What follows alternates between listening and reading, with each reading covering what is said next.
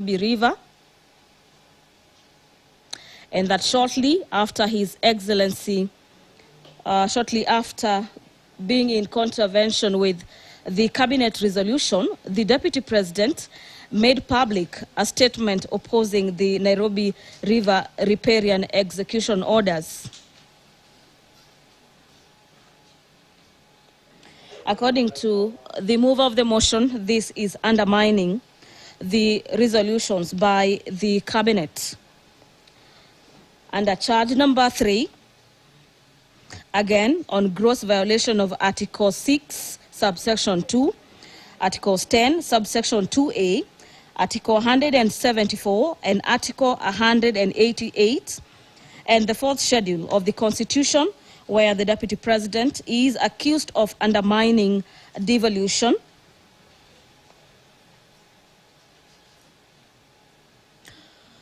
The mover of the motion, in his motion, states that on the 20th of September 2024, His Excellency Rigathi Gachagua, recklessly and mindful of the high calling and dignified status of the office of the Deputy President, unlawfully interfered with the running of the Nairobi County government by holding a public rally in which he incited citizens against lawful directives by the Nairobi City County government on the planning and relocation of markets. This is just some of the grounds listed, or some of the annexes under charge number 3, where the Deputy President is set to defend himself on these charges, among others. Senior Counsel Paul Mwita, your time started running. Mheshimiwa Speaker, may I... Let me just conclude, Senior. Your time started running at the time I requested you to usher in your witness. You indicated that you're getting hold of your witness. We'll give you all the time you need to get hold of your witness, but to let you know that the clock is running, and it's running on your client. You can take all the time, but his time is running out. After 2 hours, he's not appeared, the chair will make a ruling pursuant to the rules of procedure.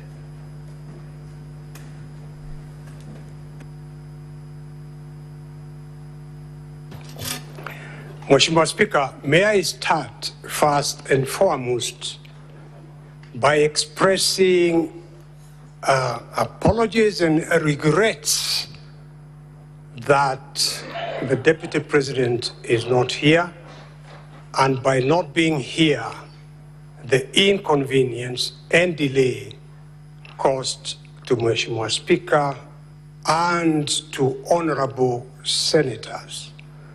The position, Mheshimiwa Speaker, is that during that period that I went to try to find out why he wasn't here, because as Mheshimiwa Speaker knows, the Deputy President has been coming here absolutely punctually every day.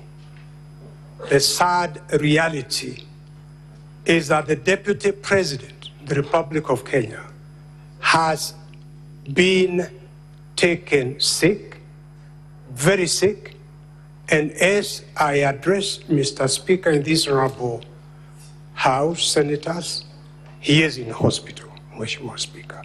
That is a sad reality.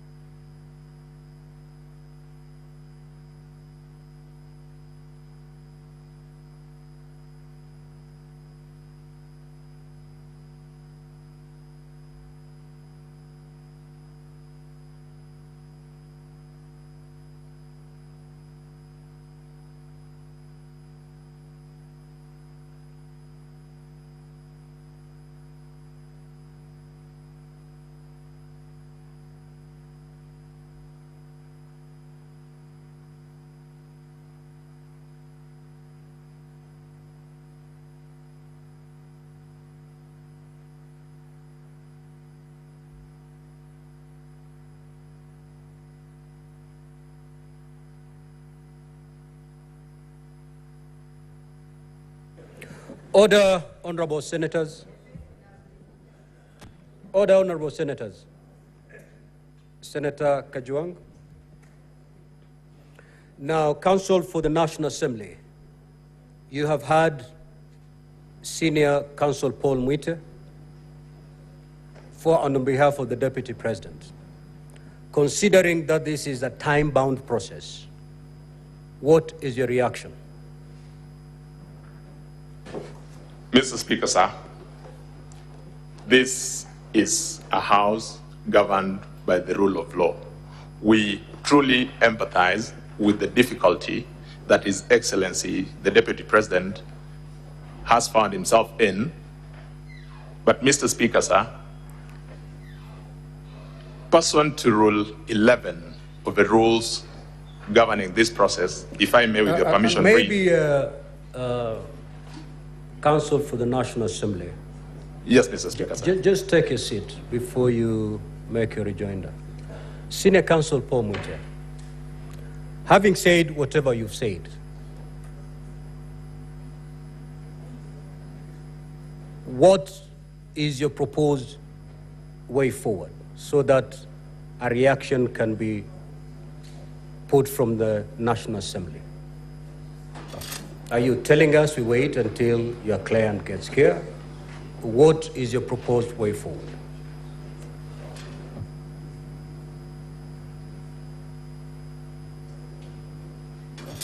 Mheshimiwa Speaker, I have just received this information.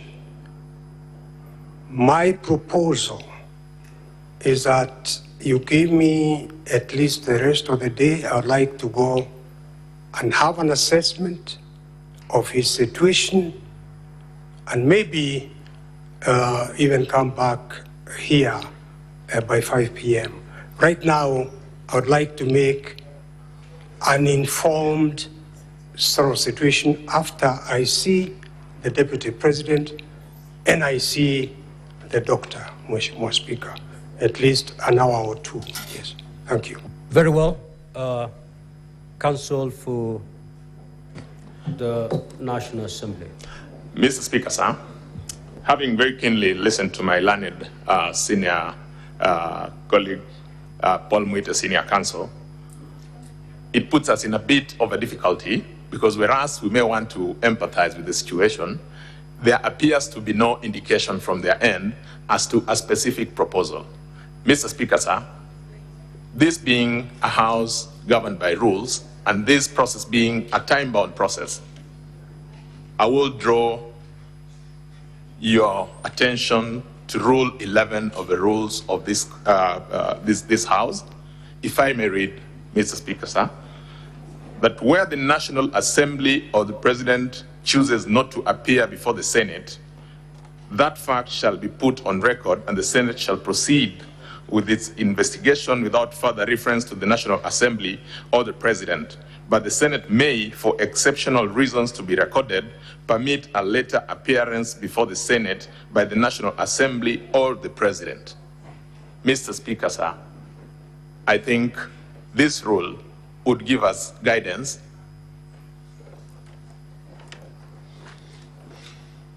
we may proceed. If it becomes necessary, then any additional material may then be availed. This is a time-bound constitutional process, Mr. Speaker, sir. I'm most obliged. Let me pick the wisdom of my wonderful senators before I make my decision on the way forward. Now, I understand that all of you are wise men and women. Speaker, can I just say a word? Yes. I've heard what Senior Counsel Paul Mwite has said, and Mr. Speaker, you have made it quite clear that these proceedings are time-bound. It's not so much about the situation in which His Excellency the Vice President finds himself. It's about the Senate complying with the provisions of the Constitution. That within that time frame, you must make a decision. Reading the standing orders that my learned friend, Mr. Rick Gumbo, has referred to, it would be useful to this House if Senior Counsel Paul Mwite could probably give us a way forward in terms of the time limitation that the Senate has. I'm saying this because we don't want somebody to say that the Deputy President was not given an opportunity to be heard. I think the Senate will want him to be heard. But knowing the time limitation, what suggestions does the Senior Counsel have to ensure that we keep within the time parameters? At the same time, the Deputy President is given his space to defend himself. So we have two sides. We have the minority side and the majority side. I will only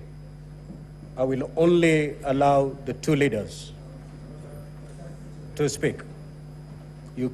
If you need to consult in the next 1 minute,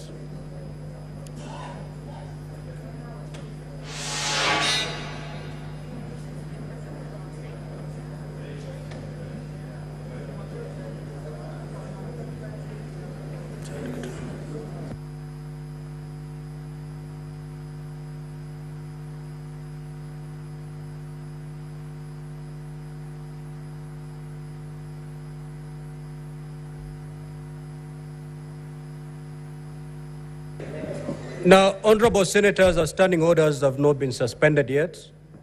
It is only Senator Mazayo and the majority leader who, the rest, take your seat. The rest, please take your seat.